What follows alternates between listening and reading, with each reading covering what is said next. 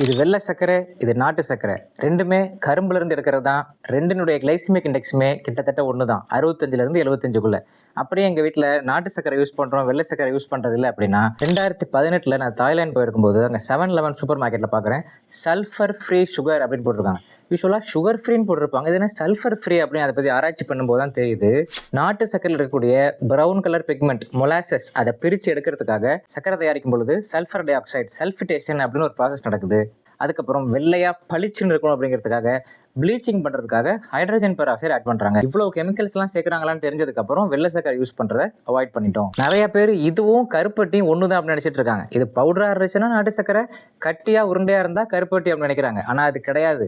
கருப்பட்டி பாம் சாப், அதாவது பனை மரத்திலிருந்து எடுக்கக்கூடிய பனை நீரை கொதிக்க வச்சு கட்டியாக்கி கொட்டாங்குச்சிக்குள்ளே ஊற்றி அந்த ரவுண்ட் ஷேப் வந்ததுக்கப்புறம் விற்கப்படுது.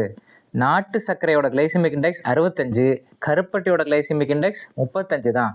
கிளைசிமிக் இண்டெக்ஸ் 35 இருக்கிற ஒரு பொருளை டயபெட்டிக் பேஷண்ட்ஸ் உள்ளவங்க மிதமான அளவில் எடுத்துக்கலாம், தப்பே கிடையாது.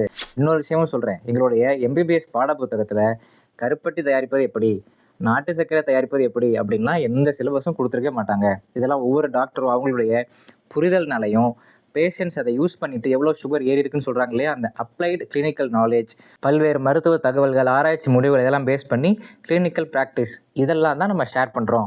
மற்றபடி இதெல்லாம் எந்த புக்ஸ்லையுமே கொடுத்துருக்க மாட்டாங்க. கிளைசிமிக் இண்டெக்ஸ் 0 இருக்கிற மாதிரி ஆர்டிஃபிஷியல் ஸ்வீட்னர்ஸ் எதுவும் இருக்கான்னு கேட்டால் இருக்குது. அதுதான் ஸ்டீவியா, அதுக்கு தமிழில் இனிப்பு துளசின்னு பேர். இப்போ ட்ரெண்டிங் ஆகிட்டு இருக்கிற மாங்க் ஃப்ரூட், இந்த ரெண்டுமே 0 சுகர் தான். ஆனால் தக் லைஃப் படத்தில் நாசர் சொல்கிற டைலாக் மாதிரி இவ்வளோ மாங்க் ஃப்ரூட் போட்டுட்டு அதில் எரித்திரிட்டாலை சேர்த்துறாங்க. எரித்திரிட்டால், ஆஸ்பார்டேம், அசிசல்ஃபேம் இது எல்லாமே சுகர் ஃப்ரீ, ஹார்ட்டுக்கு நல்லதில்லை.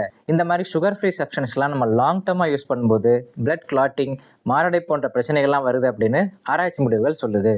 ஸோ ஸ்டீவியா நல்லது, மாங்க் ஃப்ரூட் நல்லது, ஆனால் அதில் சேர்க்குற எரித்திரிட்டால் நல்லதில்லை. ஸோ ஸ்டீவியா வித்தவுட் எரித்திரிட்டால் அப்படின்னு தேடி பார்த்து வாங்குங்க, மாங்க் ஃப்ரூட் வித்தவுட் எரித்திரிட்டால் அப்படின்னு தேடி பார்த்து வாங்குங்க.